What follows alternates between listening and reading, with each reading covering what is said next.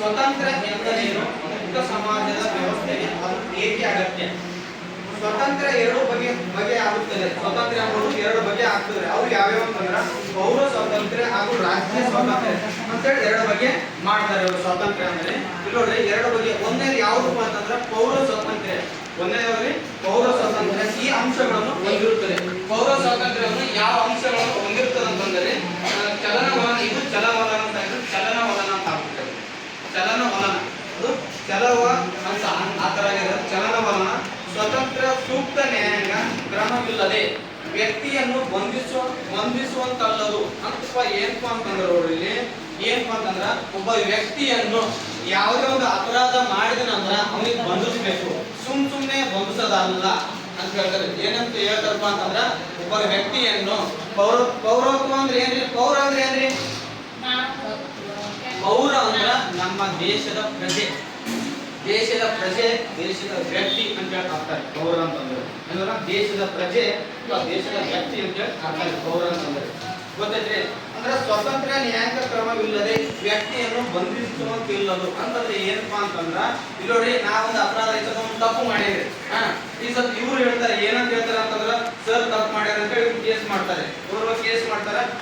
ಇವ್ರು ಏನಂತಾರ ಅಂದ್ರೆ ಏನಾದ್ರು ಹೊಡಿನಂತಾರ. ಒಬ್ರು ಸಾಕ್ಷಿ ಅಲ್ಲ, ನೂರಾರು ಮಂದಿ ಅಲ್ಲಿ ನೀವು ಒಬ್ಬರು ಕೊಲೆ ಮಾಡಿದಾಗ ಇನ್ನೊಂದಷ್ಟು ಮಂದಿ ಇರ್ತಾರಲ್ರಿ, ಅವ್ರಿಗೆ ಸಾಕ್ಷಿ ಮಾಡಿ ನೋಡೋದ್ರಿ ಅವ್ರಿಗೆ ಹೌದಾ ಕರೆಕ್ಟ್ ಅದ ಇವ್ರು ಹೇಳಿದ್ ಕರೆಕ್ಟ್ ಅದ ಅಂತ ಹೇಳಿ ಅಲ್ಲಿ ನಾವು ಮಾಡಿದ ಕರೆನೇ ಇತ್ತು ಅಂದ್ರೆ ಏನ್ ಮಾಡ್ಬೇಕಂತಂದ್ರ ಶಿಕ್ಷೆ ಕೊಡ್ಬೇಕ್ರಿ. ಇಲ್ಲಾಂದ್ರೆ ಸುಮ್ನೆ ಯಾರೇ ಹೇಳ್ಯಾರ ಅಂತ ಹೇಳಿ ಆತರ ಶಿಕ್ಷೆ ಕೊಡಬಾರ್ದು ಅಂತ ಹೇಳಿ ಇದು 64 ಏನಂತ ಇದು ಅರ್ಥ ಇದೆ. ಗೊತ್ತೈತ್ರಿ? ಇಲ್ಲಿ ವಾಕ್ ಸ್ವಾತಂತ್ರ್ಯ ಇನ್ನೊಂದಾದ್ರೆ ವಾಕ್ ಸ್ವಾತಂತ್ರ್ಯ. ವಾಕ್ ಅಂದ್ರೆ ಏನ್ರಿ? ವಾಕ್ ಮಾಡ್ತಿರ್ಲ ಮುಂಜಾನೆ ವಾಕಿಂಗ್ ಮಾಡೋ ಆ ವಾಕ್ ಅಲ್ಲ. ವಾಕ್ ಅಂದ್ರೆ ಮಾತು, ಮಾತಾಡಿದ್ರಿ.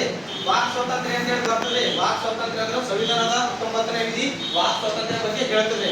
ವಾಕ್ ಅಂದ್ರೆ ಏನಪ್ಪ ಅಂತಂದ್ರೆ ಮಾತಾಡೋ ಸ್ವಾತಂತ್ರ್ಯ, ಮತ್ತೆ ಜೀವಿಸುವ ಸ್ವಾತಂತ್ರ್ಯ, ಮುಕ್ತವಾಗಿ ವ್ಯಾಪಾರ ಮಾಡುವ ಸ್ವಾತಂತ್ರ್ಯ ಅಂತ ಹೇಳಿ ಈ ತರ ಬರ್ತಾವ್ರಿ. ಅದು ವಾಕ್ ಅಂತ ಹೇಳ್ತಾರೆ. ವಾಕ್ ಅಂದ್ರೆ ಮಾತು.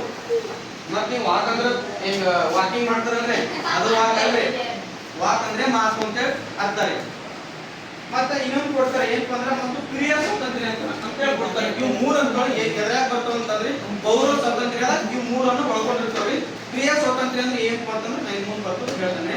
ಇಲ್ಲಿ ನೋಡ್ರಿ, ಮೊದಲನೇ ಬಗ್ಗೆ ಸ್ವಾತಂತ್ರ್ಯ ಮೂಲಭೂತವಾದದ್ದು ಅಂತಂದ್ರೆ ಮೊದಲನೇದು ಏನಪ್ಪ ಸ್ವಾತಂತ್ರ್ಯ ಮೂಲಭೂತವಾದದ್ದು. ಚಲನವಲನ ಸ್ವಾತಂತ್ರ್ಯ ಅಂದ್ರೆ ಮೂಲಭೂತವಾದದ್ದು. ಚಲನವಲನ ಅಂತಂದ್ರೆ ಏನಪ್ಪ ಅಂತಂದ್ರೆ ನೋಡ್ರಿ, ಚಲನವಲನ ಅಂದ್ರೆ ಈ ಸದ್ಯ ಮಾತಾಡ್ಕೋ ಚಲನವಲನ ಮಾಡಾದ್ರೆ ಏನ್ ಸುಮ್ಮನೆ ನಿಂತು ಮಾಡೋದಿಲ್ಲ. ಚಲನವಲನ ಅಂತಂದ್ರೆ ಏನಪ್ಪ ಅಂದ್ರೆ ಒಬ್ಬ ವ್ಯಕ್ತಿಯನ್ನು ಏನಪ್ಪ ಅಂದ್ರೆ ಅನುಭವವುಳ್ಳ ವ್ಯಕ್ತಿಯಾಗಿರ್ಬೇಕು. ಈ ಸದ್ಯ ಏನಪ್ಪ ಅಂತಂದ್ರೆ ಈಗ ನಾವು ಕಲಿಬೇಕಂದ್ರೆ ಸುಮ್ಮನೆ ಬಂದ ರೂಪಾಯಿ ನಿಂತೆ ಸೊ ಬಡ ಹಿಂಗ್ ಪಾಠ ಹೋದ್ರೆ ಏನ ಪಾಠ ಮುಗಿದು ಓದ್ತೀನಿ ಅಂದ್ರೆ ಅರ್ಥ ಅಂದ್ರೆ ಚಲನವಲನ ಕೂಡಿರ್ಬೇಕು. ಒಬ್ಬ ವ್ಯಕ್ತಿಯನ್ನು ಒಬ್ಬ ಶಿಕ್ಷಕ ಆಗಲಿ, ಒಬ್ಬ ರಾಜಕೀಯವಾಗಿ ಒಬ್ಬ ಚಲನವಲನದಿಂದ ಕೂಡಿರ್ಬೇಕು ಅಂತ ಹೇಳಿ ಡಾಕ್ಟರ್ ಬಿ ಆರ್ ಅಂಬೇಡ್ಕರ್ ಅವರು ಹೇಳ್ತಾರೆ.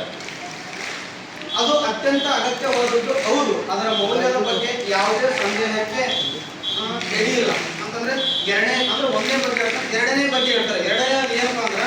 ಎರಡನೇ ಬಗ್ಗೆ ಸ್ವಾತಂತ್ರ್ಯವನ್ನು ಅಭಿಪ್ರಾಯ ಸ್ವಾತಂತ್ರ್ಯ ಎಂದು ಹೇಳಬಹುದು. ಅಭಿಪ್ರಾಯ ಅಂತಂದ್ರೆ ನಮ್ಮ ಅಭಿಪ್ರಾಯಗಳನ್ನು ಅಂದ್ರೆ ಏನಪ್ಪಾ ಅಂತಂದ್ರೆ ಇಲ್ಲಿ ಇವರು ಅಂಬೇಡ್ಕರ್ ಅವರು ಏನ್ ಹೇಳ್ತಾರಪ್ಪ ಅಂತಂದ್ರೆ ತಮ್ಮ ಅಭಿಪ್ರಾಯಗಳನ್ನು ತಾವನ್ನು ತಗೊಳ್ಬೇಕು, ಮತ್ತೊಬ್ರು ಹೇಳ್ಕೊಡಬಾರದು ಅಂತ ಹೇಳಿ. ನಿಮ್ಮ ಅಭಿಪ್ರಾಯಗಳನ್ನು ಇವ್ರು ಹೇಳ್ತಾರಲ್ರಿ, ನಿಮ್ಮ ಅಭಿಪ್ರಾಯ ಇವ್ರು ಹೇಳ್ತಾರೆ ಇಲ್ಲ. ಅದೇ ಅಂಬೇಡ್ಕರ್ ಅವ್ರು ಏನ್ ಹೇಳ್ತಾರೆ ಅಂದ್ರೆ ತಮ್ಮ ಅಭಿಪ್ರಾಯಗಳನ್ನು ತಾವನ್ನು ಏನ್ ಮಾಡ್ಬೇಕು ತೆಗೆದುಕೊಂಡಿರಬೇಕು, ಮತ್ತೊಬ್ರು ಅಲ್ಲ ಅಂತ ಹೇಳಿ ಹೇಳ್ತಾರೆ. ನೋಡ್ರಿ, ಮತ್ತೆ ಕ್ರಿಯಾ ಸ್ವಾತಂತ್ರ್ಯ ಅಂತ ಹೇಳಿ ಬರ್ತಾರೆ. ಗೊತ್ತಾದ್ರೆ ಕ್ರಿಯಾ ಸ್ವಾತಂತ್ರ್ಯ ಈಗ ನೋಡ್ರಿ, ಕ್ರಿಯೆ ಅಂದ್ರೆ ಏನ್ರಿ? ಕ್ರಿಯೆ ಅಂದ್ರ ಕೆಲಸ. ಕ್ರಿಯಾ ಸ್ವಾತಂತ್ರ್ಯವೆಂದರೆ ತನಗೆ ಇಷ್ಟ ಬಂದ ಕೆಲಸ ಮಾಡಲು ವ್ಯಕ್ತಿಗೆ ಅವಕಾಶ ಇರುವುದು ಅಂತಂದ್ರೆ ಏನಪ್ಪ ನಮ್ಮ ದೇಶದಲ್ಲಿ ಇವ್ರು ಅಂಬೇಡ್ಕರ್ ಅವ್ರು ಏನಂತಾರಪ್ಪ ಅಂತಂದ್ರ ನಮ್ಮ ದೇಶದಲ್ಲಿ ಯಾವ ಒಬ್ಬ ವ್ಯಕ್ತಿ ನಮ್ಮ ಭಾರತೀಯ ಪ್ರಜೆ ಒಬ್ಬ ವ್ಯಕ್ತಿ ಪ್ರಜೆ ಏನಪ್ಪ ಅಂತಂದ್ರೆ ತನಗೆ ಇಷ್ಟ ಬಂದ ಕೆಲಸ ಮಾಡಬೇಕು ಅಂತಂದ್ರ ಮತ್ತೊಬ್ಬರ ಬಳಿ ಅಧಿಕಾರದಲ್ಲಿ ಹೇಳ್ಬಾರ್ದು. ಅಂತಂದ್ರ ನಾನ್ ಕೆಲಸ ಮಾಡೋದು ನಿಮಗೆ ಹೇಳತ್ತಂದ್ರೆ ಅಲ್ಲ, ಅದು ನಿಮ್ಗೆ ಇಷ್ಟ ಬಂದ ಕೆಲಸ ನೀವು ಮಾಡ್ಬೇಕಂತೇಳಿ ಡಾಕ್ಟರ್ ಬಿ ಆರ್ ಅಂಬೇಡ್ಕರ್ ಅವರು ಹೇಳ್ತಾರೆ ಈ ಮಾತು. ಅದು ಔಪಚಾರಿಕವಾಗಿದ್ದರೆ ಸಾಲದು, ವಾಸ್ತವಿಕವಾಗಿ ಕೂಡ ಜಾರಿಯಲ್ಲಿ ಇರಬೇಕು. ಔಪಚಾರಿಕ ಅಂದ್ರೆ ಏನ್ರಿ? ಔಪಚಾರಿಕ ಅಂತಂದ್ರೆ ಏನ್ರಿ? ಔಪಚಾರಿಕ ಮತ್ತು ಅನೌಪಚಾರಿಕ ಅಂತ ಹೇಳಿ ಬರ್ತದೆ. ಔಪಚಾರಿಕ ಅಂತಂದ್ರೆ ಶಾಲೆಯ ಮತ್ತು ನೌಕರಿ ಇಂಥ ಪ್ರದೇಶದಲ್ಲಿ ಏನ್ ಮಾಡ್ಬೇಕಪ್ಪ, ಶಾಲಾ ಕ್ರೀಡಾಂಗಣದಲ್ಲಿ ಕುಂತು ಓದುವುದನ್ನು ಔಪಚಾರಿಕ ಅಂತ ಹೇಳಿ ಕರೀತಾರೆ. ಅನೌಪಚಾರಿಕ ಅಂತಂದ್ರೆ ಮನೆಯಲ್ಲಿ ಇದು ನಮ್ಮ ಕ್ವಶನ್ ಬಂದಿದೆ ಡಿಟಿ. ಔಪಚಾರಿಕ ಮತ್ತು ಅನೌಪಚಾರಿಕ ಅಂತ ನಮ್ಮ ಕ್ವಶನ್ ಕೇಳಿದೆ. ಔಪಚಾರಿಕ ಅನೌಪಚಾರಿಕ ಅಂದ್ರೆ ಏನಪ್ಪ, ಶಾಲೆ ಮತ್ತು ಮನೆ, ಪೊಲೀಸ್ ಸ್ಟೇಷನ್ ಈ ತರ ಬಂದಿದ್ರೆ ನಮ್ಗೆ ಯಾವ್ದಂದ್ರೆ ನಮ್ಮ ಮನೆ. ಅನೌಪಚಾರಿಕ ಅಂದ್ರೆ ಮನೆ, ಔಪಚಾರಿಕ ಅಂದ್ರೆ ಶಾಲೆ. ಇದು ಏನು ಅರ್ಥ? ಅದು ನಿರ್ದಿಷ್ಟ ಕಾರ್ಯಗಳನ್ನು ಮಾಡಲು ಇರುವ ಪರಿಣಾಮಕಾರಿಯಾದ ಸಾಮರ್ಥ್ಯವಾಗಬೇಕು. ಈ ಪ್ರಯೋಜನವನ್ನು ಪಡೆಯಲು ಸಾಧ್ಯವಿಲ್ಲದ ಕಡೆ ಸ್ವಾತಂತ್ರ್ಯವು ಇರುವುದಿಲ್ಲ. ಅಂತಂದ್ರೆ ನಿಮಗೆ ಇಷ್ಟ ಬಂದು ಮಾಡಬೇಕು, ಇಲ್ಲಾಂದ್ರ ನಿಮ್ಗೆ ಇಷ್ಟ ಬಂದು ಮಾಡಿ ಬೇರೆದವ್ರು ಹೇಳಿದ್ರು ಮಾಡಿದ್ರೆ ಆ ಮಾತಿಗೆ ಬೆಲೆ ಇಲ್ಲ ಅಂತ ಹೇಳಿ ಬರ್ತಾರೆ. ಗೊತ್ತೈತೆ ಹೆಂಗಪ್ಪ ಅಂತಂದ್ರೆ ನೋಡಿ, ನಿಮ್ಗೆ ಇಷ್ಟವಾದ ಈ ಸಲ ನಿಮ್ಗೆ ಇಷ್ಟ ಏನಾದ್ರೆ ಎಕ್ಸಾಮ್ ಬರೀಬೇಕಂತೇಳಿ ಹಿಂದಾರೆ. ನಾ ಏನಂದ್ರೆ ನೀವು ಮಾಡ್ತಾನ ನಾ ತಂಗಿ ಬೇಡ, ಇದು ಹೋದ್ ಬೇಡ, ಇದು ಬಿಡು, ಹೆಂಗ್ ಬಿಡು ಬೇಡ, ಮನೆ ಬಿಡು, ನೀವು ಕೊಡತ್ತವ ಹೆಣ್ಮಕ್ಳು ಲಗ್ನ ಮಾಡ್ಕೊಂಡು ಬೇಡ ಅಂತ ನಾ ಹೇಳ್ತೀನಿ. ನಿಮ್ ಇಷ್ಟ ಏನಾದ್ರಿ ಅದನ್ನ ಅಡ್ಡಿ ಬರತ್ತೆ ಅಂದ್ರೆ ಹಂಗ ಅಡ್ಡಿ ಬರಬಾರ್ದು ಅಂತ ಅಂತಾರೆ. ನಿಮ್ಮ ಇಷ್ಟ ಪ್ರಕಾರ ನೀವು ಇರಬೇಕು ಅಂತ ಡಾಕ್ಟರ್ ಬಿ ಆರ್ ಅಂಬೇಡ್ಕರ್ ಅವರು ಹೇಳ್ತಾರೆ. ಶೋಷಣೆ ಎಲ್ಲಿ ಇಲ್ಲವಾಗಿದ್ದು ಒಂದು ವರ್ಗವು ಇನ್ನೊಂದು ವರ್ಗವನ್ನು ತುಳಿಯುತ್ತಿಲ್ಲವೋ ಅಂತಂದ್ರೆ ಏನಪ್ಪ ಅಂತಂದ್ರೆ, ಒಂದು ವರ್ಗವು ಇನ್ನೊಂದು ವರ್ಗ ಅಂತಂದ್ರೆ ಏನಪ್ಪ ಅಂತಂದ್ರೆ, ನಿಮ್ಮ ಶಿಕ್ಷಣಕ್ಕೆ ನಾವನ್ನು ಅಡ್ಡು ಬರಬಾರ್ದು ಅಂತಂದ್ರೆ ಅದೇ ಹೇಳಿದಲ್ಲಿ ನೀವನ್ನು ಇಷ್ಟು ಕಲಿಯಕಂತೀರಿ, ನಿಮ್ ಕಲಿಯಕ ಶಿಕ್ಷಣ ಅಡ್ಡು ಬರ್ತೀನಿ ಅಂತಂದ್ರೆ ಕಲಿಬೇಡ್ರಿ ಬಿಡ್ರಿ ಬೇಕಾಗಿ ನಮ್ಮ ಶಿಕ್ಷಣ ನೀವೆಲ್ಲ ಈಗ ಇರಲ್ಲ, ಬಂದ್ಬಿಟ್ಟು ಹೋಗ್ತೀರಿ, ಬೇರೆ ಹೋಗ್ತೀರಿ, ಬೇಡ ಕಲಿಬೇಡ. ಅದು ನಾ ಏನಂತಂದ್ರೆ ಆಟ ಹಾಕ್ಬಿಡ್ರಿ, ಅವ್ರು ಶಿಕ್ಷಣ ಕಲೀಲಿ, ಎಲ್ಲಿ ತನಕ ಕಲಿತಾರಲ್ಲ ಅಲ್ಲಿವರೆಗೂ ಕಲೀಲಿ ಅಂತೇಳಿ ಡಾಕ್ಟರ್ ಬಿ ಆರ್ ಅಂಬೇಡ್ಕರ್ ಅವರು ಹೇಳ್ತಾರೆ. ಎಲ್ಲಿ ನಿರುದ್ಯೋಗವಿಲ್ಲವೋ ಬಡತನವಿಲ್ಲವೋ, ಎಲ್ಲಿ ತನ್ನ ಕೆಲಸದ ಫಲವಾಗಿ ತನ್ನ ಕೆಲಸ ಮನೆ ಆಹಾರಗಳನ್ನು ತೆಗೆದುಕೊಂಡು ಬಿಡುವ ಭೀತಿ ವ್ಯಕ್ತಿಗೆ ಇರುವುದಿಲ್ಲವೋ ಅಲ್ಲಿ ನಿಜವಾದ ಕ್ರಿಯಾ ಸ್ವಾತಂತ್ರ್ಯ ಇದೆ ಎಂದು ಹೇಳಬಹುದು. ಅಂತಂದ್ರೆ ಏನಪ್ಪಾ ಅಂತಂದ್ರ ಕ್ರಿಯೆ ಅಂದ್ರೆ ಕೆಲಸ ಅಲ್ರಿ. ನೋಡ್ರಿ, ಆಹಾರಕ್ಕಾಗಿ ನಾವು ದುಡ್ತೀವಲ್ರಿ, ಆಹಾರಕ್ಕಾಗಿ ನಾವು ದುಡ್ತೀವಿ. ನಾವು ಬಡತನ ಎಲ್ಲಿ ನಾವು ದುಡಿಯಬೇಕಂದ್ರೆ ಬಡತನ ಇದ್ರೆ ದುಡಿಯೋದು ಬಿಡ್ತೀವಲ್ರಿ, ಬಡತನ ಇದ್ರ ಶ್ರೀಮಂತರು ದುಡಿಯೋದು ಬಿಡ್ತಾರನ್ರಿ, ನಾವು ದುಡಿಬೇಕು ಅವ್ರನ್ನ ದುಡಿಬೇಕು ಅಂತ ಏನ್ ಹೇಳ್ತಾರಪ್ಪ ಅಂತಂದ್ರ ಅವ್ರಿಗೂ ಒಂದು ಅರ್ಥ ಅದ. ಬಡವರು ದುಡಿಬೇಕು, ಶ್ರೀಮಂತರು ದುಡಿಬೇಕು. ಶ್ರೀಮಂತ ಕುಂತಿದ್ರು ರೊಕ್ಕ ಬರ್ತಾವ್ರಿ, ಅವರು ದುಡಿತಾರೆ. ಬಟ್ ಅವ್ರನ್ನ ಸ್ವಲ್ಪ ಏನ್ ಮಾಡ್ತೀವಿ ಅಂತಂದ್ರ ಬಹಳ ಕಷ್ಟಪಡ್ತೀವಿ, ಸ್ವಲ್ಪ ಕಷ್ಟಪಡಲ್ಲ ಅಷ್ಟೇ. ಅವ್ರು ಕೆಲಸ ಮಾಡ್ತಾರೆ ಬಟ್ ಅವ್ರು ಕಷ್ಟಪಡಲ್ಲ, ನಾವು ಕಷ್ಟಪಡ್ತೀವಿ ಅಂತೇಳಿ ಅಂಬೇಡ್ಕರ್ ಅವ್ರು ಏನಂತಂದ್ರೆ ಭೂಮಿ ಮೇಲೆ ಇರೋರು ಎಲ್ಲರೂ ಕಷ್ಟಪಡ್ತಾರೆ, ಯಾರು ಕಷ್ಟಪಡಲ್ಲ. ಬಟ್ ಶ್ರೀಮಂತರು ಏನ್ ಮಾಡ್ತಾರಪ್ಪ ಅಂತಂದ್ರ ಅವ್ರೊಂದ್ ಸ್ವಲ್ಪ ಕಷ್ಟಪಡಲ್ಲ ಅಂತ ಸುಖದಾಗ ಇರ್ತಾರೆ. ಏನ್ ಮಾಡ್ತಾರೆ ಉದಾಹರಣೆ ರಾಜಕೀಯದಾಗ ಸೇರಿರ್ತಾರೆ, ಅವ್ರ ಮನೆಗಳು ನೋಡಿರಿ, ಅವ್ರು ಹೆಂಗಿರ್ತಾರೆ ರಾಜಕೀಯ ನಾವು ಬಡವ್ರು ದುಡ್ಡೇಬೇಕು. ಮುಂಜಾನೆ ಮಂತ್ರಿಗೆ ಹೋಗ್ಬೇಕು, 5 ಗಂಟೆಗೆ ಬರ್ಬೇಕು, ಅದೆಲ್ಲ ದುಡ್ಡು ಮತ್ತೆ ಬಂದು ಹೋಗ್ಬೇಕು. ನಮ್ದೆಲ್ಲ ಅವ್ರಿಲ್ಲ, ಐಷಾರಾಮಿ ಜೀವನ ಇರ್ತದೆ. ಅವ್ರು ನಮಗೆ ದುಡಿತಾರೆ ಅಂತ ಏನ್ ಹೇಳ್ತಾರಪ್ಪ ಡಾಕ್ಟರ್ ಬಿ ಆರ್ ಅಂಬೇಡ್ಕರ್ ಅವರು ಏನ್ ಹೇಳ್ತಾರಪ್ಪ ಅಂತಂದ್ರೆ ಎಲ್ಲರಿಗೂ ಸಮಾನವಾಗಿ ಇರಬೇಕು ಅಂತ ಹೇಳ್ತಾರೆ. ರಾಜಕೀಯದಾಗ ಏನ್ ಮಾಡ್ತಾರೆ, ಎಲ್ಲರಿಗೂ ಒಂದೇ ಇರಬೇಕು ಅಂತ ಹೇಳಿ ಡಾಕ್ಟರ್ ಬಿ ಆರ್ ಅಂಬೇಡ್ಕರ್ ಅವರು ಹೇಳ್ತಾರೆ. ಮುಕ್ತ ಸಮಾಜ ವ್ಯವಸ್ಥೆ ಅಂತ ಆದ್ರೆ ಮುಕ್ತ ಸಮಾಜ ವ್ಯವಸ್ಥೆ ಅಂತಂದ್ರೆ ಇಲ್ಲಿ ಮುಕ್ತ ಅಂತಂದ್ರೆ ಸಮಾಜ ಮುಕ್ತ ಅಂದ್ರೆ ಭ್ರಷ್ಟಾಚಾರದಿಂದ ಮತ್ತೊಂದು ಕಳು ಮಾಡೋದು ಅದು ಎಲ್ಲದಿಂದ ಮುಕ್ತವಾಗಿರಬೇಕು. ಈ ಅತ್ಯಾಚಾರ ನಡೆಯೋದಂದ್ರೆ ಅವರಿಂದ ಏನ್ ಮಾಡ್ಬೇಕು, ಮುಕ್ತವಾಗಿರ್ಬೇಕು ನಮ್ಮ ದೇಶ ಅಂತೇಳಿ ಡಾಕ್ಟರ್ ಬಿ ಆರ್ ಅಂಬೇಡ್ಕರ್ ಅವರು ಅವಾಗೇ ಹೇಳ್ತಾರೆ. ಏನ್ ಹೇಳ್ತಾರೆ ಅಂತ ನೋಡ್ರಿ, ಈ ಎರಡು ಮೂಲ ಸಿದ್ಧಾಂತಗಳನ್ನು ಪರಸ್ಪರ ಸಂಬಂಧಿಸಿವೆ. ಈ ಎರಡು ಮೂಲ ಸಿದ್ಧಾಂತಗಳು ಪರಸ್ಪರ ಸಂಬಂಧಿಸಿವೆ. ಅವೆರಡು ಮೂಲ ಸಿದ್ಧಾಂತಗಳು ಯಾವ್ಯಾವ ಅಂತಂದ್ರೆ ನೋಡಿ, ಪೌರ ಸ್ವಾತಂತ್ರ್ಯ, ರಾಜಕೀಯ ಸ್ವಾತಂತ್ರ್ಯ ಅಂತ ಹೇಳಿ ಅವೆರಡು ಯಾವ್ಯಾವ್ರಿ ಅವುಗಳನ್ನು ಬೇರ್ಪಡಿಸಲು ಸಾಧ್ಯವಿಲ್ಲ. ಪೌರ ಸ್ವಾತಂತ್ರ್ಯ ನೋಡಿ, ಪೌರ ಅಂತಂದ್ರೆ ಏನಂದ್ರೆ ದೇಶದ ಪ್ರಜೆ ಅದೊಂದು. ಮತ್ತಂದ್ರೆ ಇದು ರಾಜಕೀಯ ಅಂತಂದ್ರೆ ಈಗ ದೇಶ ರಾಜಕೀಯ ಮೇಲೆ ನಿಂತದಿಲ್ರಿ, ರಾಜಕೀಯ ಮೇಲೆ ನಿಂತದಲ್ರಿ, ನೀವು ಎರಡನ್ನು ಬೇರ್ಪಡಿಸಲು ಸಾಧ್ಯವಿಲ್ಲ ಅಂತೇಳಿ ಯಾರು ಹೇಳ್ತಾರೆ, ಹೇಳ್ತಾರೆ.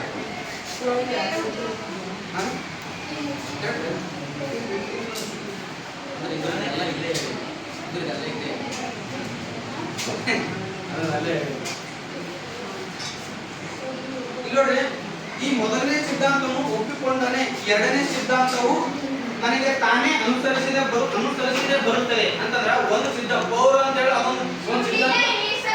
ಒಂದು ಸಿದ್ಧಾಂತವನ್ನು ಒಪ್ಪಕಂದ್ರೆ ಇನ್ನೊಂದು ಸಿದ್ಧಾಂತವನ್ನು ಒಪ್ಪಲಾದ ತಾನೇ ಬರ್ತದೆ.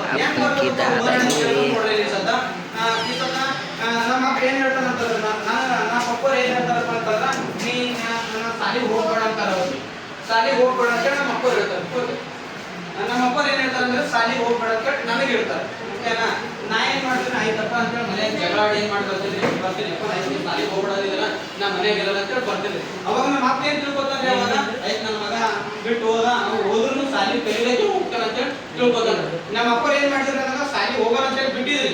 ಓಕೆನಾ? ಅವ ಹೋಗಲ್ಲ ಅಂತೇಳಿ ನಾ ಬೈಕ್ ಬೈಸ್ಕೊಂಡ್ರಿ. ಬಟ್ ಇಲ್ಲಿ ನಾನು ಸಾಲಿಗೆ ಹೋಗಲಕತ್ತೀನಿ, ನಾ ಇಲ್ಲಿ ಬಂದು ಸಾಲಿಗೆ ಹೋಗತ್ತೀನಿ. ಅದೇ ತರ ಇಲ್ಲಿ ನೋಡಿ ಇಲ್ಲಿ ಏನ್ ಹೇಳ್ತಾರಪ್ಪ ಅಂತಂದ್ರೆ ಇಲ್ಲಿ ಒಂದು ಪರೋಕ್ಷ ಅಂದ್ರೆ ಮೊದಲನೇ ಸಿದ್ಧಾಂತವನ್ನು ಒಪ್ಪಿಕೊಂಡರೆ ಎರಡನೇ ಸಿದ್ಧಾಂತವು ನನಗೆ ತಾನೇ ಅನುಸರಿಸಿ ಬರುತ್ತದೆ ಅಂತಂದ್ರೆ ಅದೇ ಏನಪ್ಪ ಅಂತಂದ್ರೆ ನಾನು ನಮ್ಮ ಅಪ್ಪ ಏನಾದ್ರು ಒಂದು ಸಿದ್ಧಾಂತ ಹೇಳಿದ್ರೆ ಏನಂತ ಹೇಳಿದ್ರಪ್ಪ ಅಂತಂದ್ರೆ ಹೋಗ್ಬೇಡ ಅಂತ ಹೇಳಿದ್ರೆ ನಾನು ಹೋಗ್ಬೇಡ ಅಂತ ಹೇಳಿದ್ರೆ ನಾ ಏನ್ ಮಾಡಿದೆ ಓದು ಬಂದು ಕಲಿಯಬೇಕಂದ್ರೆ ಒಂದು ಸಿದ್ಧಾಂತವನ್ನು ತಾನೇ ಅಳವಡಿಸ್ಕೊಡೋದು.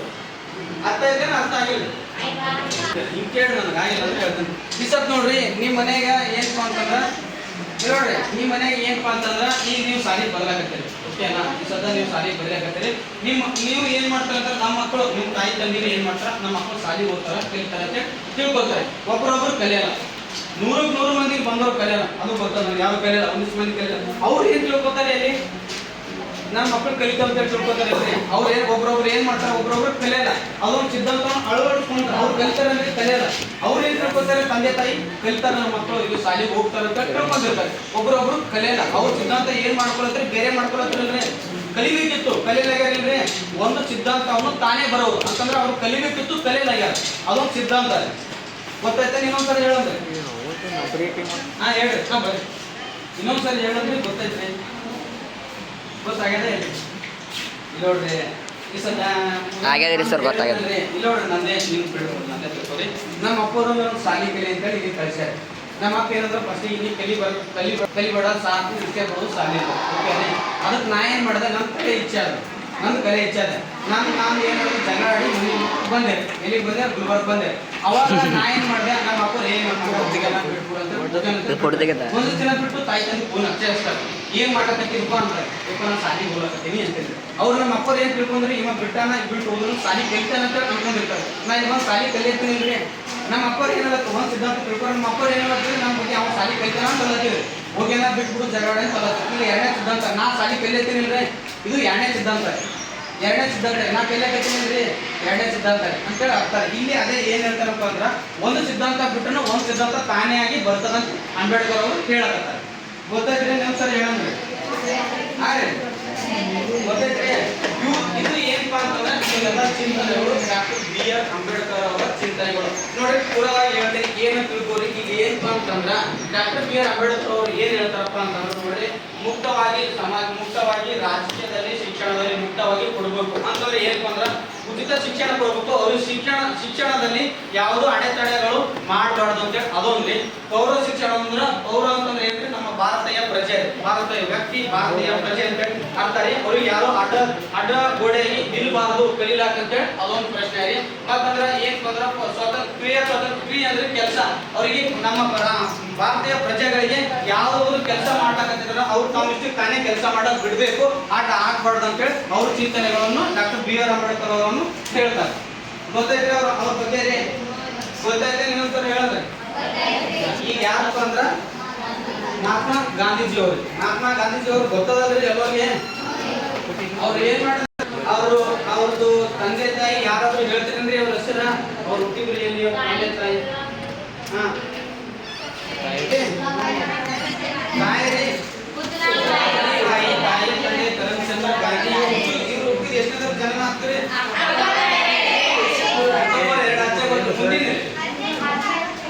1869 ಜನನ ಆಗ್ತದೆ. ಇವರು 69ರಲ್ಲಿ ಇವರು ಜನನ ಆಗ್ತದೆ. ತಾಯಿ ಪುತ್ಲಿಬಾಯಿ ತಂದೆ ಮೋಹನ್ ಗಾಂಧಿ. ಮತ್ತಂದ್ರೆ ಇವ್ರಪ್ಪ ಏನಂದ್ರೆ ಇವರಿಗೆ ಹಲವಾರು ಹೆಸರುಗಳಲ್ಲಿ ಕರೀತಾರೆ. ಈಗ ನೋಡ್ರಿ ಬಾಪೂಜಿ ಅಂತೇಳಿ ಕರೆದವ್ರು ಯಾರೇ? ಬಾಪೂಜಿ ಅಂತೇಳಿ ಕರೆದವ್ರು ಯಾರು? Very good. ಸರ್ದಾರ್ ವಲ್ಲಭಾಯ್ ಪಟೇಲ್ ಅವರು ಇವ್ರು ಬಾಪೂಜಿ ಅಂತೇಳಿ ಕರೀತಾರೆ. ಮಹಾತ್ಮ ಅಂತೇಳಿ ಕರೆದವ್ರು ಯಾರೇ? ಇವರಿಗೆಲ್ಲ ಹಲವಾರು ಹೆಸರುಗಳನ್ನಿಂತ ಅವ್ರಿಗೆ ನಾಮಕರಣ ಮಾಡಿರ್ತಾರೆ. ಯಾಕಂದ್ರೆ ತಂದು ಕೊಡೋರು ಒಬ್ಬ ಮಹಾನ್ ವ್ಯಕ್ತಿ ಯಾರಪ್ಪ ಅಂತಂದ್ರೆ ಗಾಂಧೀಜಿ ಅವರು. ಇವ್ರು ಏನ್ ಹೇಳ್ತಾರೆ ಅಂದ್ರೆ ಇವರು ಒಂದು ಆತ್ಮಕಥೆ ಬರೀತಾರೆ. ಇವರು ಒಂದು ಆತ್ಮಕಥೆ ಇಂಗ್ಲಿಷ್ ಅವ್ರು ಫ್ರೀ ಅಂತಾರೆ. ನನ್ನ ಏನ್ರಿ ಏನ್ರಿ ನನ್ನ ಅನ್ವೇಷಣೆ ನಿಮ್ಗೆ ಗೊತ್ತದಂದ್ರೆ ಆತ್ಮಚರಿತ್ರೆ ಅಂದ್ರೆ ಏನು, ಜೀವನ ಚರಿತ್ರೆ ಅಲ್ಲ.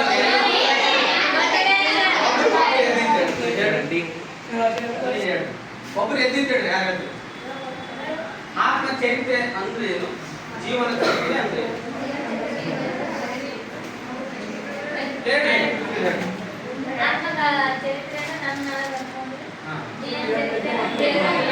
Very good, correct.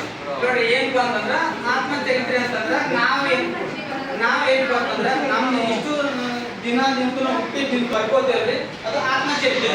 ಆದ್ರೆ ಜೀವನ ಚರಿತ್ರೆ ಏನಪ್ಪಾ ಅಂತಂದ್ರ ನಮ್ದನ್ನು ವಿಸದ ನೀವ್ ಏನ್ ಮಾಡಿದ್ರೆ ನಿಮ್ ಕಾಲೇಜ್ ಮಾಡಿದ್ರೆ ಯಾರು ನಿಮ್ ಫ್ರೆಂಡ್ ಅಲ್ಲಿ ಅವ್ರು ನಿಮ್ ನೋಡಿ ಬೈತಾರಲ್ರಿ, ಇವ್ನ ಕೆಲಸ ಮಾಡಿದ್ರು, ಹಿಂಗಿದ್ರು, ಸ್ಥಳದ ಜೀವಿ ಆಗಿದ್ರು, ಇವ್ರು ಏನೇನ್ ಮಾಡಿದ್ರು ಕಾರ್ಯ ಕೆಲಸಗಳು, ಏನೇನು ಪ್ರಶಸ್ತಿ ಪಡೆದ್ರು ಅಂತ ನಿಮ್ ಬಗ್ಗೆ ಮತ್ತೊಬ್ರು ಬೈತಾರಲ್ರಿ, ಅದು ಏನಪ್ಪಾ ಅಂತಂದ್ರ ಚರಿತ್ರೆ. ಗೊತ್ತೈತ್ರಿ ಆತ್ಮಚರಿತ್ರೆ ಮತ್ತು ಜೀವನ ಚರಿತ್ರೆ ವ್ಯತ್ಯಾಸ ಗೊತ್ತೈತ್ರಿ?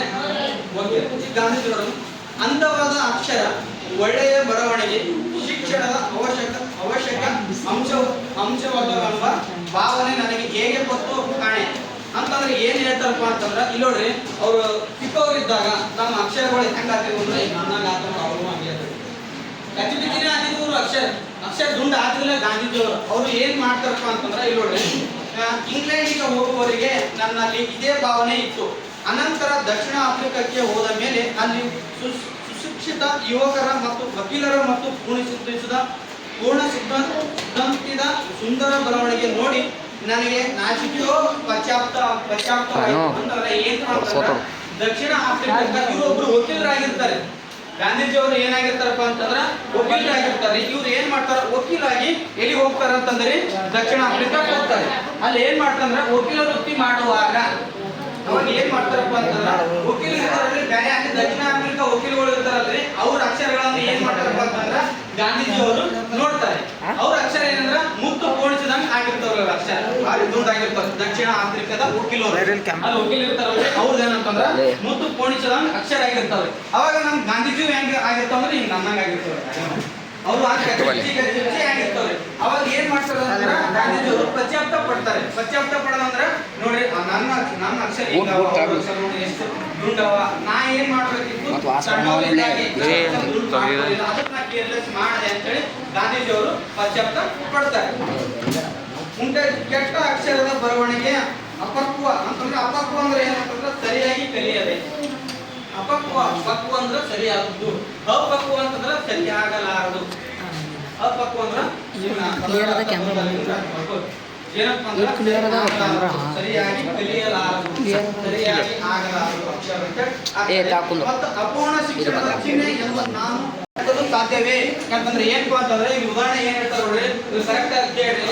ಗಾಂಧೀಜಿ ಅವ್ರು ಏನ್ ಹೇಳ್ತಾರಪ್ಪ ಅಂತಂದ್ರ, ಈಗ ದೊಡ್ಡವರಾಗ್ಯಾರ, ಈಸದ್ ನಾ ಆಗೇನಿ, ನೀವು 10th ಬಂದಿರಿ, ಈಗ 10th ಬಂದಿರಿ ಅಂದ್ ಮಾಡಕ ಅಕ್ಷರ ಈಗ ತಿದ್ಕೊಳಕ್ ಆಗ್ತದನ್ರಿ, ಈ ಮೇಲೆ ಒಬ್ಬ ಶಿಕ್ಷಕ ಬಂದಿದ್ರಿ, ಇಲ್ಲ ಅಕ್ಷರ ದುಂಡು ಮಾಡ್ಕೊಂಡ್ರೆ ಆಗ್ತದನ್ರಿ? ಆಗ್ತದ್ರಿ? ಹಾಗಾದ್ರೆ ಹೆಂಗ ನೀವು ಹೇಳ್ತೀರಿ ಆಗ್ತದಂದ್ರಿ, ಹೆಂಗ ಆಗ್ತದೆ ಹೇಳ್ರಿ?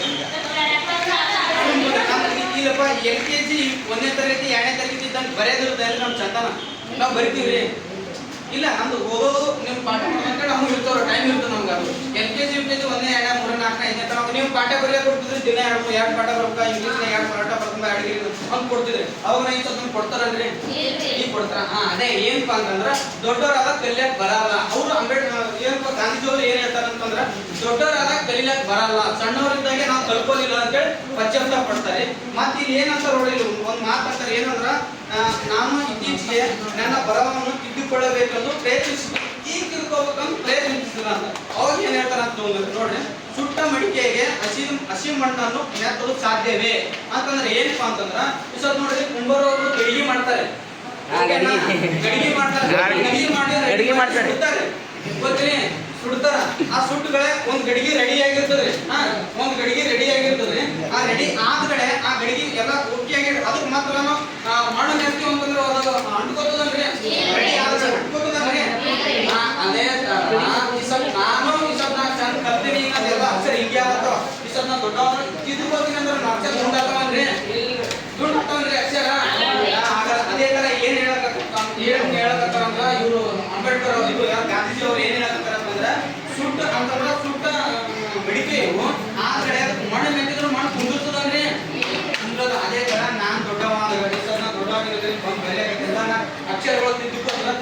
ಸಾಧ್ಯ ಇಲ್ಲ ಅಂತೇಳಿ ಹೇಳ್ತಾರೆ. ಉದಾಹರಣೆ ಏನೇ ಹೇಳ್ಬೇಕಪ್ಪ ಅಂತಂದ್ರ ಈ ಸದ್ ನಿಮ್ದೇ ನೋಡಿ, ಈ ಸದ್ದ ನಿಮ್ಮ ಮನ್ಯಾಗ ನೀವು ಅಡಿಗೆ ಮಾಡಿರಿ, ಓಕೆನಾ?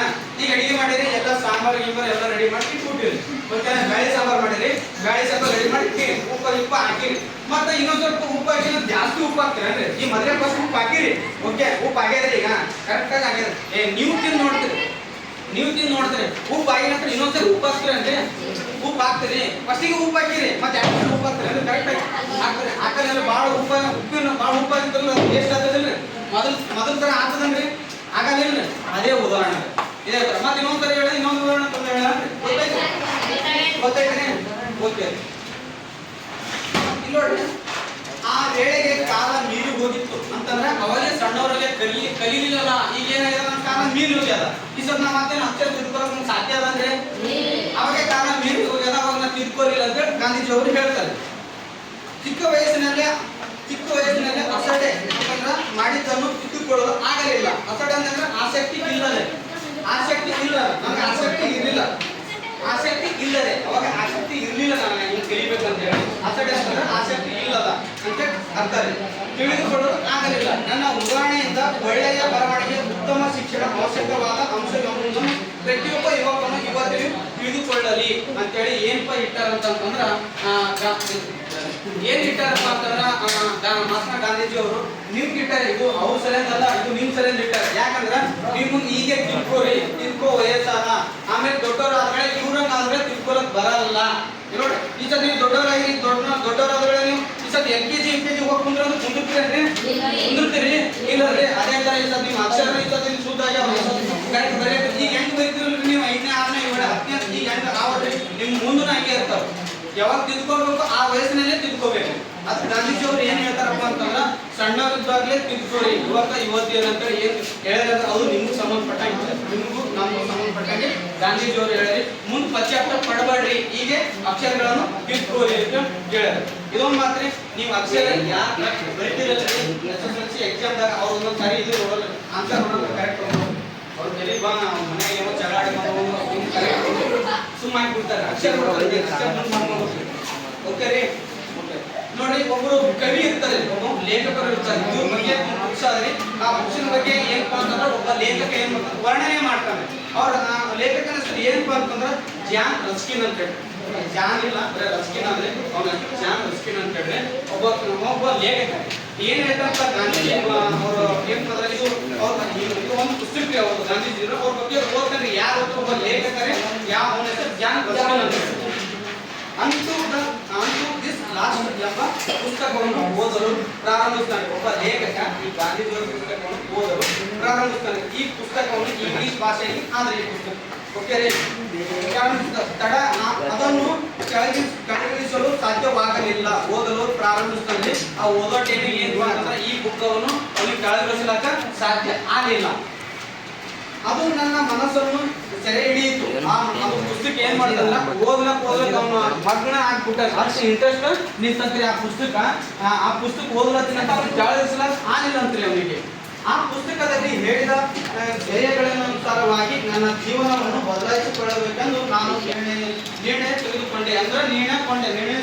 ಯಾಕಂದ್ರೆ ಏನಪ್ಪಾ ಅಂತಂದ್ರ ಅವ್ನ ಜೀವನದಾಗ ಏನ ಅಳವಡಿಸ್ಕೊಂಡಿದ್ದಾರೆ ಗಾಂಧೀಜಿಯವರು ಏನೇನು ಇದು ಮಾಡೋದ್ರೆ ಅವನ ಜೀವನದಾಗ ಅಳವಡಿಸ್ಕೊಳ್ಬೇಕಂತೇಳಿ ಇವನು ಏನ್ ಮಾಡೋ ಒಂದು ತೀರ್ಮಾನ ಮಾಡ್ತಾನೆ.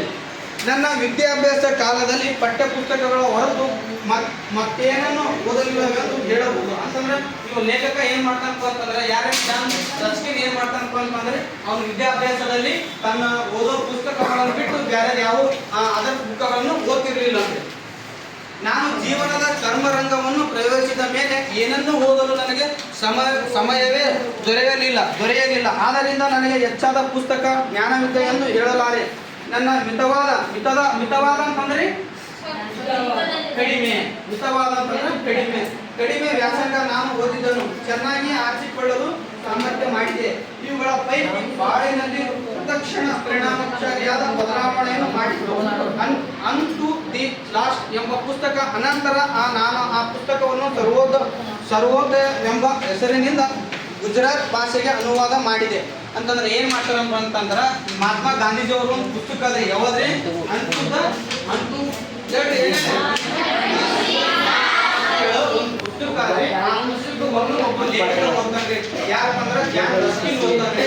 ಅವ ಏನೇನು ವಿಷಯಗಳನ್ನು ಒಳಗೊಂಡಂದ್ರೆ ಗಾಂಧೀಜಿ ಅವರು ಈ ತರ ಅವರ ಅಷ್ಟು ಭಾವನೆ ನಮ್ಮ ಸ್ವಾತಂತ್ರ್ಯದ ಬಗ್ಗೆ ಅದ್ರಾಗ ಅಳವಡಿಸಿದ್ರಿ ಆ ಪುಸ್ತಕದಾಗ. ಮತ್ತೆ ಏನಪ್ಪ ಅಂದ್ರೆ ಕೆಲವು ವಿಚಾರಗಳನ್ನು ಅಳವಡಿಸಿದ್ರಿ. ಅವ್ರು ಜಾನ್ ರಸ್ಕಿನ್ ಅವ್ರು ಏನ್ ಮಾಡ್ತಾರೆ ಅಂದ್ರೆ ಆ ಪುಸ್ತಕವನ್ನು ಓದಲಿಕ್ಕೆ ಪ್ರಾರಂಭ ಮಾಡ್ತಾರೆ. ಆ ಪ್ರಾರಂಭ ಮಾಡಿಗಳ ಅದರ ವಿಷಯಗಳನ್ನು ಸಮೃದ್ಧವಾಗಿರುವುದರಿಂದ ಅವ ಏನ್ ಮಾಡ್ತಾನಪ್ಪ ಅಂದ್ರೆ ಆ ಪುಸ್ತಕವನ್ನು ಕೆಳಗಿಳಿಸಲಿಕ್ಕೆ ಆಗಲು ಸಾಧ್ಯ ಇಲ್ಲ ಅವನಿಗೆ. ಅದ್ರ ಸಲುವಾಗಿ ಅವ ಏನ್ ಹೇಳ್ತಾನಪ್ಪ ಅಂದ್ರೆ ಅವನು ವಿದ್ಯಾಭ್ಯಾಸ ಅವರಿ ಅದ್ರ ಸಲುವಾಗಿ ಈ ಪುಸ್ತಕವನ್ನು ಇಂಗ್ಲಿಷ್ನಾಗ ಹಿಡಿದು ಗುಜರಾತಿ ಭಾಷೆಯಲ್ಲಿ ಏನ್ ಮಾಡಂತ ಅನುವಾದ ಮಾಡ್ರಿ ಈ ಪುಸ್ತಕ. ಗೊತ್ತಾಯ್ತ್ರಿ? ಅಂಟು ದ ಲಾಸ್ಟ್ ದಿಸ್ ಲಾಸ್ಟ್ ಗ್ರಂಥದ ಸಿದ್ಧಾಂತಗಳು ನಾನು ಈಗ ತಿಳಿದೆ ಅಂತಂದ್ರ ಈ ಪುಸ್ತಕನ ಓದಿರ್ತಾನಲ್ರಿ ಜಾನ್ ರಸ್ಕಿನ್ ಲೇಖಕರೇ. ಅವ ಏನ್ ಹೇಳ್ತಾನ ಅಂತಂದ್ರೆ ನೋಡ್ರಿ, ಅವ ಹೇಳಿದ ವಿಷಯಗಳು ಏನ್ ಹೇಳ್ತಾನಂದ್ರೆ ನೋಡ್ರಿ, ಇಲ್ಲಿ ಎಲ್ಲರ ಒಳ್ಳೆಯದರಲ್ಲಿ ನಮ್ಮ ಒಳ್ಳೆಯದು ಅಡಗಿದೆ ಅಂತಂದ್ರ ಎಲ್ಲರಿಗೂ ಒಳ್ಳೆಯದರಲ್ಲಿ ನಮ್ಮ ಒಳ್ಳೆಯದು ಅಡಗಿದೆ ಅಂತೇಳಿ ಹೇಳ್ತಾನೆ. ಈ ಪುಸ್ತಕ ಓದಿದ್ರೆ ಅವನಿಗೆ ಅನುಭವ ಏನಾಗ್ತದಪ್ಪ ಅಂತ ಜಾನ್ ರಸ್ಕಿನ್ ಅವರು ಈ ತರ ಹೇಳಿದ್ರೆ ಅವರು. ಮತ್ತೇನಂದ್ರೆ ವಕೀಲ ಕೆಲಸಕ್ಕೆ ಇರುವ ಬೆಲೆಯು ಕ್ಷೌರಿಕನ ಕೆಲಸಕ್ಕೂ ಇದೆ. ತಮ್ಮ ಕೆಲಸದಿಂದ ಜೀವನ ನಿರ್ವಹಿಸಲು ಎಲ್ಲರಿಗೂ ಸಮಾನವಾದ ಹಕ್ಕಿದೆ ಅಂತ ಹೇಳ್ತಾನೆ. ಕ್ಷೌರಿಕ ಅಂದ್ರೆ ಯಾರೇ? ಕಟಿಂಗ್ ಮಾಡೋರು ಕ್ಷೌರಿಕ ಅಂತ ಹೇಳಿ ಕರೀತಾರೆ.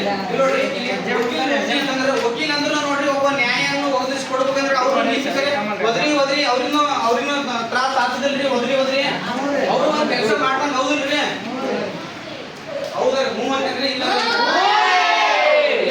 ಈಗ ಮತ್ತೆ ಏನಪ್ಪಾ ಅಂತಂದ್ರ ಇವ್ರು ಕ್ಷೌರಿಕ ಅಂದ್ರೆ ಕಷ್ಟ ಮಾಡ್ತಾರಲ್ರಿ, ಅವ್ರು ಒಬ್ರು ಕೆಲಸದಾರ ಅವ್ರಲ್ರಿ, ಅವ್ರು ಕೆಲಸ ಮಾಡ್ತಾರ, ವಕೀಲ ಅವ್ರು ಕೆಲಸ ಮಾಡ್ತಾರಲ್ರಿ, ಅವ್ರಿಬ್ರು ಸಮಾನ ಅಂತ ಹೇಳಿ ಹೇಳ್ತಾರೆ.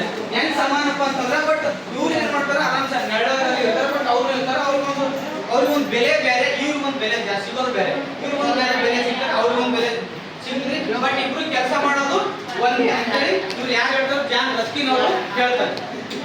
ಇಲ್ಲಿ ನೋಡ್ರಿ, ಶ್ರಮಜೀವಿ ಜೀವನ ಉಳುವನ ಅಥವಾ ಕೈ ಕಸುಬುಗಾರನ ಜೀವನವೇ ಯೋಗ್ಯ ಜೀವನ. ಕೈ ಕಸುಬುಗಾರನ ಅಂದ್ರೆ ಯಾರೇ? ಕೈ ಕಸುಬುಗಾರನ ಅಂದ್ರೆ ಯಾರೇ? ರೈತರೇ. ರೈತ ಕಸುಬುಗಾರ ಅಂದ್ರೆ ಕೃಷಿ ಅಲ್ರಿ, ಕೃಷಿ ಮಾಡ್ತಾರಲ್ರಿ ಅವ್ರಿ. ಕೈ ಕಸುಬುಗಾರ ಕೃಷಿನ ತೆಗಿತಿರಲ್ರಿ, ಕೈಲೇನಿತ್ತು. ಹೌದಲ್ರಿ?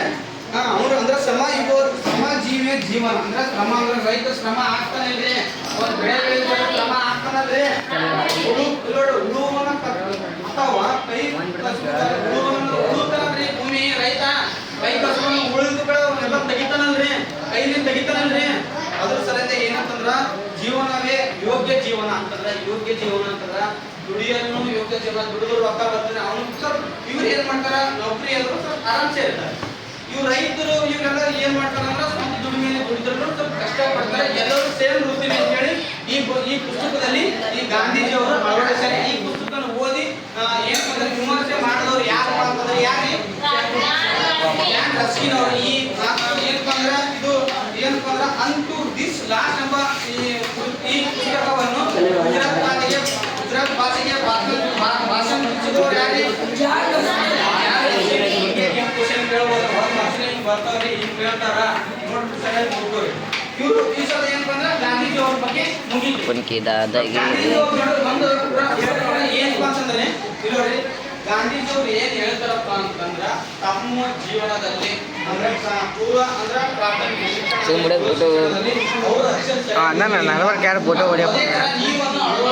ಹೀಗೆ ಅಳವಡಿಸ್ಕೊಳ್ರಿ ಅಂತಂದ್ರ ವಿದ್ಯಾರ್ಥಿಗಳು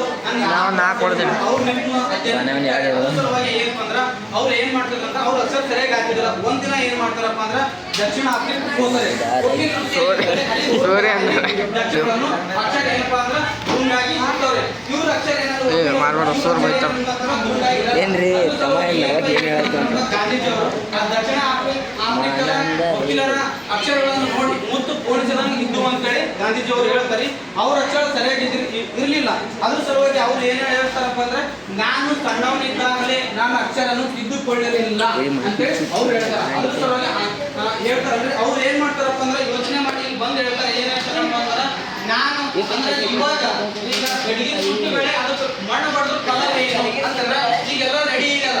ಆ ರೆಡಿಯಾಗೆಲ್ಲ ತಿದ್ದುಕೊಳ್ಳೋಕೆ ಸಾಧ್ಯ ಆಗಲ್ಲ. ಈಗ ಉದಾಹರಣೆ ಹೇಳ್ಬೇಕಂತಂದ್ರೆ ಈಗ ಕಲಿಯಕತ್ತೀನಂತಂದ್ರೆ 5ನೇ 6ನೇ ಕ್ಲಾಸ್ನಾಗ ಕುಂತು ಅಕ್ಷರ ದಿನ ಒಂದೊಂದು ಪೇಜ್ ಸುತ್ತಾರ ಬರ್ಕೊಂಬ ಪಾಠ ಬರ್ಕೊಂಬ ಅಂತಂದ್ರೆ ನಮ್ಮ ಕೈಲಿ ಆಗದಲ್ರಿ. ಆಗಲ್ಲ. ಅದ್ರ ಸಲುವಾಗಿ ನಿಮ್ಮ ವಯಸ್ಸಿನ ತಕ್ಕಂಗೆ ಹಂಗೆ ನೀವೇನಪ್ಪ ಅಂತಂದ್ರೆ ಯಾವಾಗ ಕಲಿಬೇಕು ಅವಾಗೆ ಕಲಿಬೇಕು ಅಂತೇಳಿ ಗಾಂಧೀಜಿ ಅವರು ನಿಮ್ಮ ಅಧ್ಯಯನಕ್ಕೆ ಈ ಮಾಹಿತಿಯನ್ನು ಇಟ್ಟಾರೆ. ಗೊತ್ತೈತ್ರಿ? ಈಗ ಲಾಸ್ಟ್ ಯಾರಪ್ಪ ಅಂದ್ರೆ ಸ್ವಾಮಿ ವಿವೇಕಾನಂದ. ಇವರು ಮಹಾನ್ ವ್ಯಕ್ತಿ ರೀ. ಇವ್ರಿಗೆ ಏನಂತ ಕರೀತಾರ ಇವರು ಹಸು ಪಾತಾಳ ಸೋದೆ ಎಲ್ಲ ಇವ್ರ ಬಾಲ್ಯದ ಹೆಸರು ನರೇಂದ್ರ ವರ್ಮ.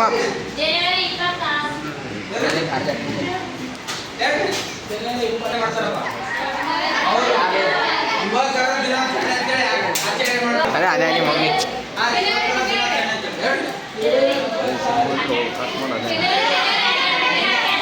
ಜನವರಿ 12ನೇ ತಾರೀಕಿನಲ್ಲಿ ಇವರು ಯುವಕರ ದಿನಾಚರಣೆ ಅಂತೇಳಿ ಆಚರಣೆ ಮಾಡ್ತಾರೆ. 12 ಸರಿ ಅದೇ ದಿನ ಹಂಗೆ ಮಾಡ್ಬೋದು ಕಂಡಲ್ಲ ಸು 1863 ಇವ್ರ ತಂದೆಯರೇ ವಿಶ್ವನಾಥ್ ದತ್ತ. ಇವ್ರು ಏನ್ ಮಾಡ್ತಾರಪ್ಪ ಅಂದ್ರ ವಿಶ್ವನಾಥ್ ದತ್ತ ತಾಯಿ ಇವ್ರು ಎಷ್ಟಂದ್ರ ಜನವರಿ 40 ನಿಮಿಷ ಆಗಿ ಹೆಸರಪ್ಪ ಏನ್ ಅಂತಂದ್ರ ನೋಡಿ ಇವ್ರು ಏನ್ ಮಾಡ್ತಾರಂದ್ರ 1893ರಲ್ಲಿ ಏನ್ ಮಾಡ್ತಾರಪ್ಪ ಅಂದ್ರ ಎಲ್ಲಿ ಹೋಗ್ತಾರ ಅಂತಂದ್ರೆ ಅಮೆರಿಕಾದ ಚಿಕಾಗೋ ಧರ್ಮ ಸಮ್ಮೇಳನಕ್ಕೆ ಹೋಗ್ತಾರೆ. ಅವಾಗ ಹೋಗೋ ಟೈಮಿಗೆ ನೋಡಿ ಇಲ್ಲಿ ಹೋಗೋ ಟೈಮಿಗೆ ನಾವು ಮೈಸೂರು ಅದಲ್ರಿ ಮೈಸೂರು ರಾಜ್ಯ ಮೈಸೂರು ಅರಸ ಅಲ್ಲಿ ಏನಪ್ಪ ಅಂದ್ರ ಪಕ್ಕನೆ ಚಾಮರಾಜ ಒಡೆಯ ಇರ್ತಲ್ರಿ ಅಲ್ಲಿ ಹೋಗ್ತಾನೆ. ಅಲ್ಲಿ ಹೋಗಿ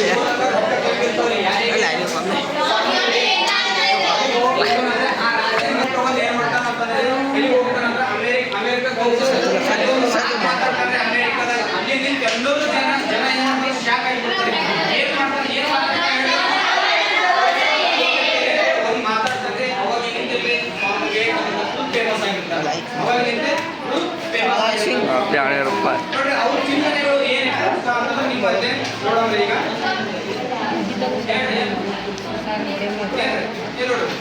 ದೇಶದ ಭಾಷೆಯಲ್ಲಿ ಜನರಿಗೆ ಭಾವನೆಗಳನ್ನು ನೀಡಿ ಅವರು ವಿಷಯಧಾರಣ ಮಾಡಿಕೊಳ್ಳುವವರು ಅಂತಂದ್ರೆ ಏನಪ್ಪಾ ಅಂತಂದ್ರ ಈಗ ನಮ್ಮ ದೇಶದಲ್ಲಿ ಯಾರಂತಂದ್ರೆ ನಮ್ಮ ದೇಶದ ಭಾಷೆಯಲ್ಲಿ ಅವರಿಗೆ ಏನ್ ಮಾಡ್ಬೇಕಂದ್ರ ಶಿಕ್ಷಣ ಕೊಡಬೇಕು ಅಂತ ಹೇಳಿ ಅವ್ರು ಯಾರು ಹೇಳ್ತಾರಪ್ಪ ಆದ್ರೆ ಅವರಿಗೆ ಮತ್ತೊಂದು ಅವಶ್ಯಕತೆ ಇದೆ, ಅದು ಸಂಸ್ಕೃತಿ. ನೀವು ಅವರಿಗೆ ಇದನ್ನು ಕೊಡುವ ತನಕ ಅವರು ಸ್ಥಿರವಾಗಲಾರದು. ಅಂತಂದ್ರೆ ಸಂಸ್ಕೃತಿ ಅಂದ್ರೆ ಏನ್ರಿ? ಸಂಸ್ಕೃತಿ ಅಂದ್ರೆ ಏನ್ರಿ? ನಿಮ್ಮ ಶೈಲಿ ಭಕ್ತಿಗಳು ಎಲ್ಲ ಏನ್ ಈ ಸತಿ ಇಲ್ಲ ಅಂದ್ರೆ ಸಾರಿ ಉಟ್ಕೋತಾರ, ಹೆಣ್ಮಕ್ಳು ಬೇರೆ ಕಡೆ ಉಟ್ಕೋತಾರಲ್ರಿ. ಸಂಸ್ಕೃತಿ ನಮ್ಮ ಕರ್ನಾಟಕದಲ್ಲಿ ಏನಂದ್ರ ಒಂದು ಪ್ರದೇಶದಿಂದ ಮತ್ತೊಂದು ಪ್ರದೇಶಕ್ಕೆ ಏನಂದ್ರೆ ಭಿನ್ನವಾಗಿರ್ತದೆ. ನಮ್ಮ ದಕ್ಷಿಣ ಕನ್ನಡ ಭಾಷೆ ಉತ್ತರ ಕನ್ನಡ ಭಾಷೆ ಬೇರೆ ಬೇರೆ ನೋಡ್ರಿ. ನಮ್ಮ ಗುಲ್ಬರ್ಗ ಭಾಷೆ ಏನಂತ ಕರಿತಾರೆ? ಕಿಚಡಿ ಭಾಷೆ ಕರಿತೀರಿ. ಕಿಚಡಿ ಭಾಷೆ